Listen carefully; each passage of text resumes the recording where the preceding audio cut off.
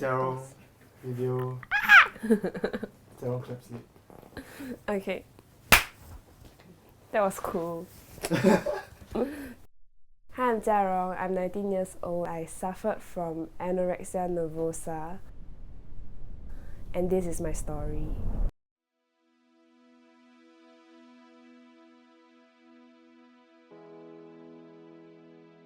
I guess it started in like secondary 1. I thought I looked fat, and then I decided to go on a diet, so I cut out some unhealthy food from my diet.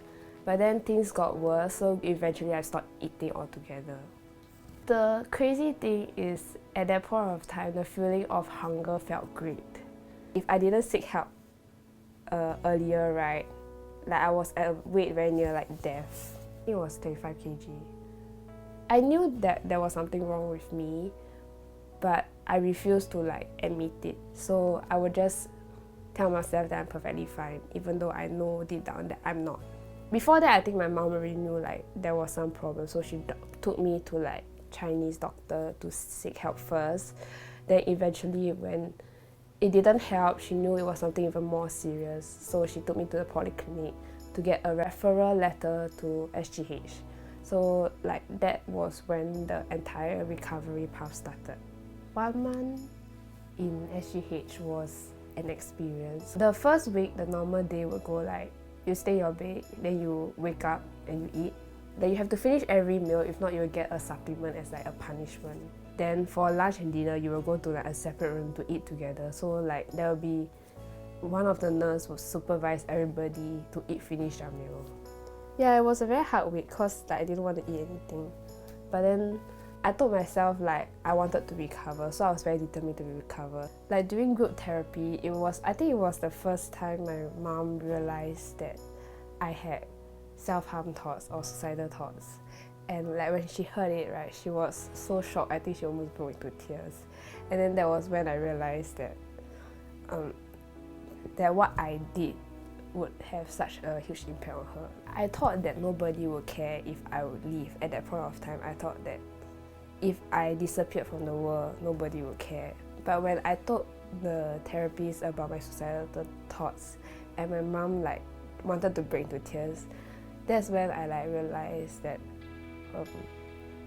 that my thoughts were wrong. I'm very grateful that I had like a very good support system throughout my entire recovery process. So my family was always there for me, and my friends would come and visit me like throughout my recovery.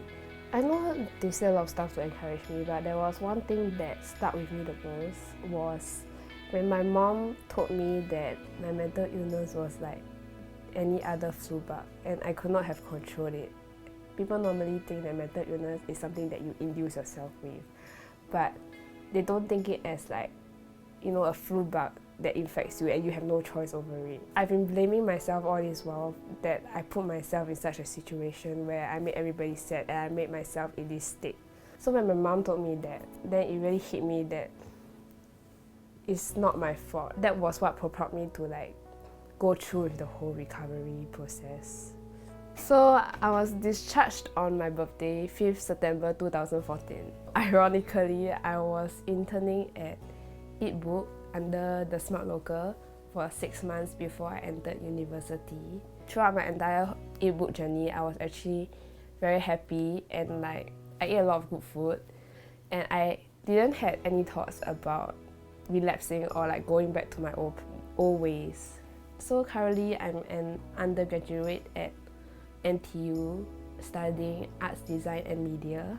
As an art student, a lot of my works, especially in my first semester, revolved around my experience, especially that of my eating disorder, as well as other mental illness that I want to spread the awareness about. So like looking forward, as much as I feel like it's meaningful to spread the awareness about mental illness and what I've experienced in my past, I also do not want whatever I've experienced to restrict and define my future projects. And I hope it does not define me as well. To all those who do not understand the whole concept of mental illness, it's not all in our head, and do not discredit our sufferings. we have our reasons to feel the way we are, even though it's hard to explain.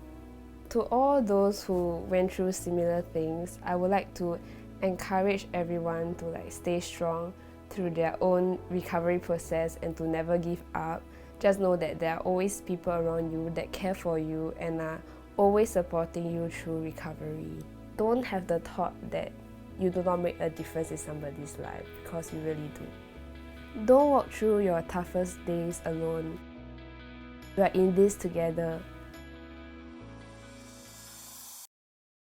This is our fight.